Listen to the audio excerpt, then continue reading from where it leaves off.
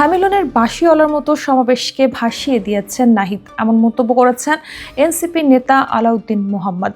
তিনি বলেন, আজকের সমাবেশে সবচেয়ে ছোট বক্তব্য দিয়েছেন হাসনাত আব্দুল্লাহ, এক বক্তব্যে সবচেয়ে বেশি মেসেজ দিয়েছেন আক্তার হোসেন, আর হ্যামিলনের বাঁশিওয়ালার মতো সমাবেশকে ভাসিয়ে দিয়েছেন আহ্বায়ক নাহিদ ইসলাম।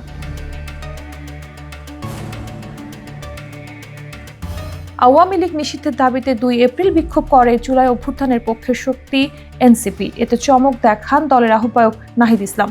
তার দেয়া বক্তব্যে বিমোহিত হয়েছেন আলাউদ্দিন মোহাম্মদ। নাহিদের প্রশংসায় পঞ্চমুখ হয়ে সে রাতেই ফেসবুকে স্ট্যাটাস দেন তিনি। নাহিদকে তরুণ প্রজন্মের মহানায়ক আখ্যা দিয়ে আলাউদ্দিন মোহাম্মদ লেখেন, নাহিদ ইসলাম আজকে অসাধারণ বক্তব্যের পর যেভাবে স্লোগানে নেতাকর্মীদেরকে উজ্জীবিত করলেন, আমি আবারও বলতে চাই, আপনি তরুণ প্রজন্মের মহানায়ক।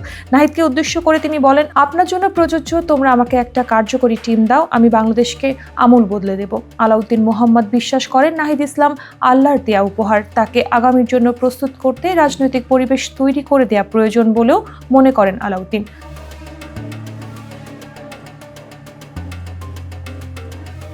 এদিকে বিক্ষোভ সমাবেশে নাহিদ ইসলাম বলেন, আওয়ামী লীগ এখন আর কোনো রাজনৈতিক দল নয়, এটি একটি ফ্যাসিস্ট দলে পরিণত হয়েছে। দলটির নিবন্ধন বাতিল করে রাজনৈতিক ও সাংগঠনিক কার্যক্রম নিষিদ্ধ করতে হবে। তিনি আরো বলেন, নৌকা মার্কাকে বাংলাদেশ থেকে নিশ্চিহ্ন করে দিতে হবে। সরকার যদি বিচার নিশ্চিত করতে না পারে, তাহলে জনতার আদালতেই আওয়ামী লীগের বিচার হবে বলে হুঁশিয়ারি দেন নাহিদ। আওয়ামী লীগের বিচার ও সংস্কারের আগে দেশে কোনো নির্বাচন হবে না বলেও ঘোষণা দিয়েছেন দলটির নেতারা।